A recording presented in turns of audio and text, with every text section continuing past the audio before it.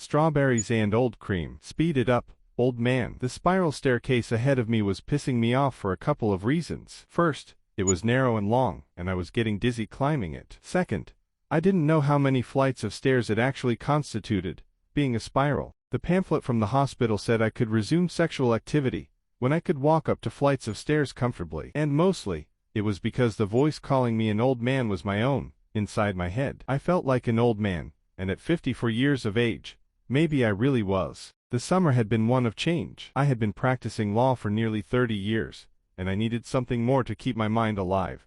So I signed up for a university course at my alma mater, something completely unrelated to law. I was going to study psychology, just for the intellectual challenge. That was the first change.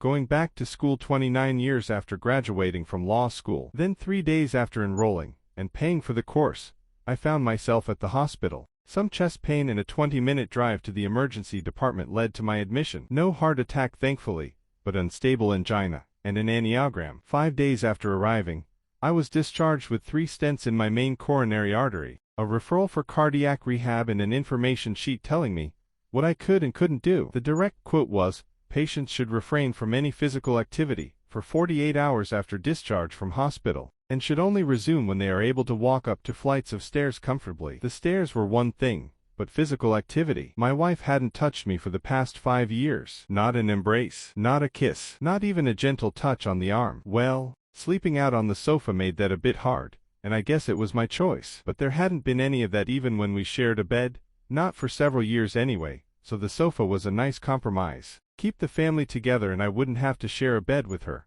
I wouldn't have the constant reminder that sharing a bed was only that, sharing a bed, and not sharing anything else. I made it to the top of the stairs, and yes, while slow it was comfortable. No chest pain, no panting or shortness of breath. Chalk up victory number 1 for the old man. More pressing challenges were in front of me, though. Physical activity would have to wait. Even though I had spent my 3 undergraduate years at this university, I was lost. The building seemed more manageable back in the 1980s, and I remembered being able to navigate my way around without any trouble. Now it seemed as though I was lost in a maze of late 19th century wood paneling and stained glass inside a building that looked like something out of Harry Potter. Beautiful, but confusing as hell. And that was pissing me off too, with the sound of the chimes from a clock tower halfway across campus penetrating these old walls to tell me that it was 2 p.m., and I was not yet in the classroom for the start of my first lecture. It was Tuesday, the day after Labor Day, and I was back at school with no clue as to where I was. I stopped mid-corridor and pulled the orientation map out of my backpack.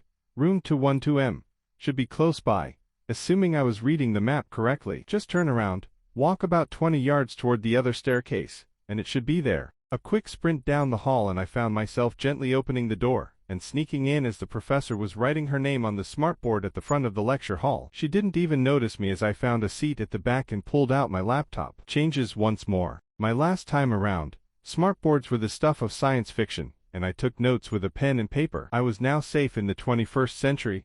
I had a seat, and I was about to catch a whiff of strawberries. I hadn't looked at where I was sitting down when I walked in. I looked for an empty seat, and simply made my way there and sat down. Only after I had my laptop out did I notice the young woman immediately to my left, and only after a minute did I smell strawberries. Probably her lip gloss, or some kind of body spray, but the sweet smell of strawberries was definitely coming from that woman. That was another change. 3 decades earlier, I would have called her the girl sitting next to me, and truth be told, compared to my 54 years, she was a girl, probably no more than 25. Sitting in a first-year introduction to psychology class. But times had changed. She was not a girl, but a woman. But I was so caught up in trying to be a student again, I didn't really look at her. I focused on the professor's words, frantically taking notes using my 2-finger hunt and peck typing method.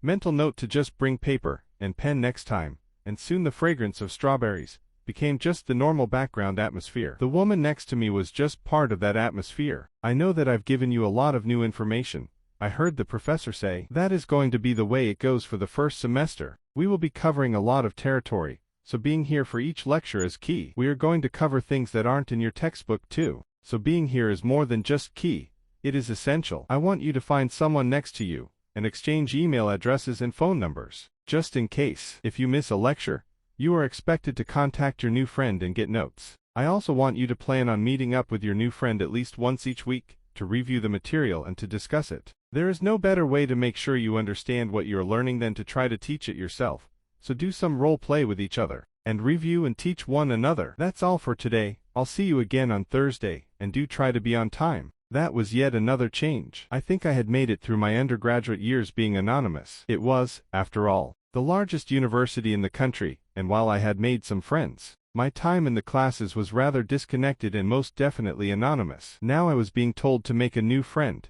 and to see them weekly. Hi, I'm Julia. The smell of strawberries was my first introduction, and now there was a name for the woman beside me. If you give me your cell number, I'll text you my email address, and then you'll have my number too. A voice and an invitation too. Good thinking, I replied. Thanks. I gave her my number, and she punched it into her own phone, and a minute later, I had a text message with her email address, and her number showed up on my display. What's your name, dude? I assumed she meant me, even though I'd never been called dude before. Alex, I answered. My name's Alex. Nice to meet you, Julia. Later, was all she said, as she packed up her own laptop and put it in her bag, walking off past me, obviously rushing to another class. But this was my only class, and I was in no rush. I was finished for the day and I took my time, watching Julia walk to the front of the classroom, and out the door with all of the other students. All of the other young students. I was an old man, probably a decade or so older than the professor too. My hair was still mostly brown, but the gray was beginning to set in, and there was a nice bald spot growing at the back of my head. My beard was mostly gray too. When I sat down, my belly was not noticeable under my shirt. My age was in full view of my fellow students. Only my stents were hidden away, and thankfully my cardiological history was not on display. Julia. The other students, they all seemed much younger than I had remembered being when I went to university so many years ago. Political correctness aside, she really was just a girl in my eyes. She was probably only a year or so older than my own child, who was still in high school. I didn't remember any of the girls I knew back then smelling like strawberries. They certainly didn't have cell phones back then, and getting a girl's phone number was a whole ordeal. That meant something in my youth.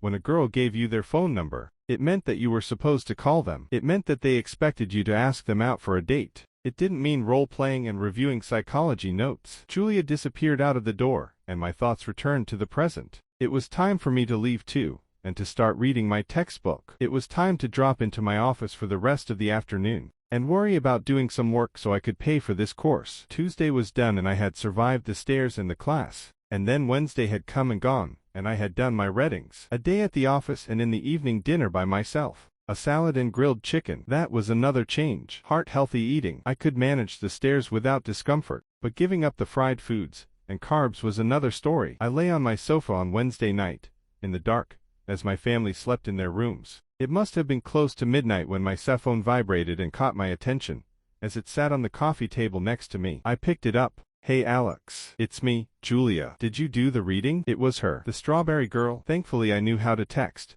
I wasn't that old. Yes, I did them right after class on Tuesday. How about you? I just finished them now. I had some other I had to read for some other classes. Cool, I replied. Somehow I knew instinctively that using the word cool was not really that cool. I think she may have suspected that I wasn't part of her demographic. Dude, nobody says cool. Yes, she was on to me. You caught me. I guess the disguise didn't work. Whatever. You want to study tomorrow after class? Psych is my last lecture for the day, so we could hang afterwards and go over things if you have time. Psych was my last lecture too. My only lecture, and I had nothing booked at work afterwards. Sure, I answered. Cool. She texted back. She was clearly playing with me. I'll see you in the back row tomorrow. Night. Night. I tried to visualize Julia after I put down my phone. I hadn't really paid much attention, except for the strawberries. She was probably around my height, as best as I could tell, and she had long brown hair, tied back in a ponytail. Beyond that, I'd have to wait until the next lecture and pay closer attention, I told myself. I closed my eyes and fell asleep to the sound of my wife snoring 2 rooms away behind a closed door. Thursday morning came and I did a few loads of laundry before heading out to class. Jeans instead of business casual. I could almost pass as middle-aged, and I didn't feel so old. I was hoping Julia wouldn't think I was being too obvious in that quest. I wanted to fit in a bit better. This time I was early, and after taking the same seat as before, I was able to watch as Julia walked into the lecture hall. The same ponytail, but now I saw her face. Hardly any makeup, but she was young and didn't need it. She was beautiful. Glasses. Yes, that was right. She wore glasses the last time, and she had them on again. And a lavender t-shirt, and now I remembered that it was red the last time. And black leggings, with purple sneakers. She had a nice figure, not skinny but not heavy, but I wasn't one to comment either way. Dude, you made it, she said as she sat down beside me. Strawberry sat down beside me too. I'd have to find out what that scent was from. Why? Did you think I wouldn't? I got a midnight invitation to study. I always show up when I'm invited. I don't know, maybe it was past your bedtime, and I kept you up, and you needed to sleep in. She laughed when she said that. Don't be fooled by the gray hair. I'm sure I could outlast you, and most of your friends. I couldn't believe that had come out of my mouth. Big words. Dude, we can test that theory later. I wasn't sure what she meant by that, but for the first time, I found myself imagining more than just psychology study and role-play teaching with Julia. I looked at her hoping for some visual cue, but she was already setting up her laptop and looking away from me. I don't remember much of that lecture. I took notes, but I was on autopilot. After years of going to court and taking notes while I spoke, that kind of multitasking was second nature for me. This time, I was thinking about Julia's words and trying to put them in a context. I knew that she couldn't have meant anything by it. Probably she meant that she'd see if I could stay up and study after dark, or something like that. The lecture ended, and Julia turned back to me. My roommate is out tonight, staying over with her folks. You want to come by my place to study? It's quieter than staying in this building. I wasn't sure about this. It seemed so fast. Going back to Julia's place. The roommate is away. Only if you wanna, she said. I think she sensed my hesitation. We can go to the study hall downstairs if it's easier for you. But it's 3 flights of stairs. Dude, you up to that? Stairs are fine, I answered. I did at least 2 flights on Tuesday, with no discomfort. That was awkward, if only in my mind. Whatever. If you, I interrupted her. You're right about it being quieter, I said. Let's go to your place. Cool, she replied, and I think I saw her wink when she said that. We walked together across the campus, talking about the class, and making fun of the professor's little quirks, like the way she drew happy faces instead of using other punctuation on the smartboard, and the way she would use hand gestures as she spoke, looking like a helicopter at times, when she raised her hands above her head. Julia's residence was an older building, probably built in the 1940s. I remember the fundraising emails I had received from my alma mater about a decade ago, as they planned on renovating the building and making it accessible and co-ed. I think I had pledged $50. It was now time to see my dollars at work. She led me to an elevator inside the front doorway, and we went up to the 4th floor. We were strangely silent as we walked together down the hallway to a door about halfway down on the right, and Julia took out her key and opened the door for me, gesturing for me to go ahead of her. She closed the door behind her and put her bag down on the floor next to the entrance, under a series of hooks on the wall. The living area was small, with a table and 2 chairs, a small futon and a floor lamp, and not much else that I could see. An open kitchen was on my right. There was a door leading to what looked like a bathroom straight ahead of me, and then 2 other doors to either side of the bathroom, which I assumed led to the 2 bedrooms. Cozy and very basic. I'll be back in a second, she said. Have a seat on the futon. Right back. I sat down and sank into the cushions. I'm not sure how people sleep on these. It was an odd combination of being too firm and too soft at the same time. My back would be a mess, even worse than sleeping on my sofa at home. I then saw Julia come out and quickly walk into the bedroom to the left, closing the door behind her. I sat quietly, my mind thinking of nothing in particular, just trying to be patient and also to be appropriate. And then her bedroom door opened, and Julia walked over to the futon and sat beside me. She was now in a white tank top with blue cut-off shorts, and she was barefoot. I hope you don't mind that I changed, she said. My feet are killing me, and I hate wearing shoes, and it was getting a bit hot today for those leggings. No, I answered. No worries. It's your place. Be comfortable. Take yours off too, if you want. Unless you think your feet smell, dude. And so I did, and I surprised myself by also taking off my socks, glad that I had trimmed my nails on the weekend before. Cute feet. Especially the gray hairs on top of your big toes. I'm thinking of coloring my hair, I said with a touch of sarcasm. What do you think of blue, with purple streaks? Don't you dare, she interjected angrily. I think the gray is hot. How old do you think I am? I don't know. 40, 45 maybe. Does it matter? How old do you think I am? She thought I was 40. No, she's not stupid, but she has no clue how to guess age. I would guess maybe 22 or maybe 23, 25. I took a few years off after high school to work. But I like that you think I'm younger. Do you like, she asked me. Julia, are you? Yes, I'm sure. And no, It's not some daddy thing with me. I date guys my own age too. I had a boyfriend for 2 years, and he was 6 months younger than me. It doesn't matter what age. If I like you, I like you. And I don't know why it was so instant.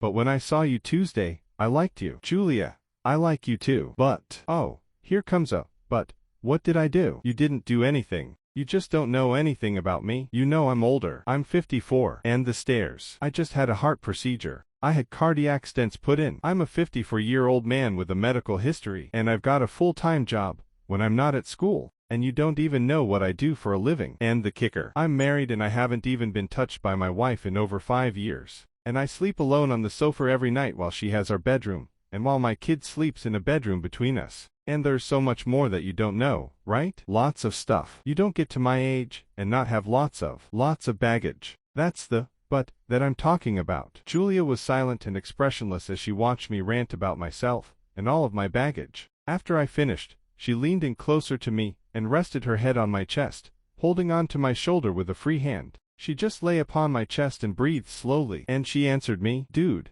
I saw the ring on your finger. I figured you were married. I told you I'm not stupid." Julia heaved slightly, as if stifling a tear. Her hand caressed the side of my face. "I'm going to stop calling you dude, because I can tell that makes you feel weird. I'm right, aren't I? So, I'll call you Alex from now on." Alex. I've got more stored up in my 25 years of my own life than you can accumulate in most lifetimes. If you want, we can talk about that now. It was my turn to sit there silently and expressionless. It was my turn to listen. Alex, we've all got. There are days I'm a mess, and there are days when I get through the whole day without any of that entering my head. When I saw you in class on Tuesday, none of my was in my head. You know what filled my head? All I could think about was how cute you were, sneaking in late to the first class of the year. Maybe not 20-year-old, but decent and handsome and smart kind. You still smell like strawberries, Julia. That's what I felt when I sat down beside you. Oh, Alex, that's what I wear all the time. It's the cheapest lip gloss at the drugstore, but I love the taste, and I love that smell. Before I knew your name, you were strawberries in my mind. And how can I want anything but to hold you now to strawberries? If you get to call me strawberries, I get to call you dude. Deal. So we're good? We've both got. And none of that matters right now. Okay. You call me strawberries, or Julia, whatever is good, and I'll call you Alex or dude, and we'll just hold each other like we are now. We'll just hold each other and not let go. No, no, no. I don't want to just hold you. I want to taste those strawberries. Because I love strawberries. I think I'll love all of you too. That was 5 years ago. I remember all of this as I lie in bed next to Julia, in the apartment we now share. She is working on her graduate degree, and I still take one class each year, hoping to get a bachelor's degree in psychology before I turn 70. My child is grown and still lives with my ex-wife, and she and I are happier now, as friends and not as roommates. Julia and I still have in our lives, and that will likely never change. We've had 5 years to talk about it, and we now share the load with each other, and it makes it bearable. I still remember that first time together as the day I truly went back to school, and learned the most important lessons about how to love myself and someone else, and how strawberry is my favorite flavor.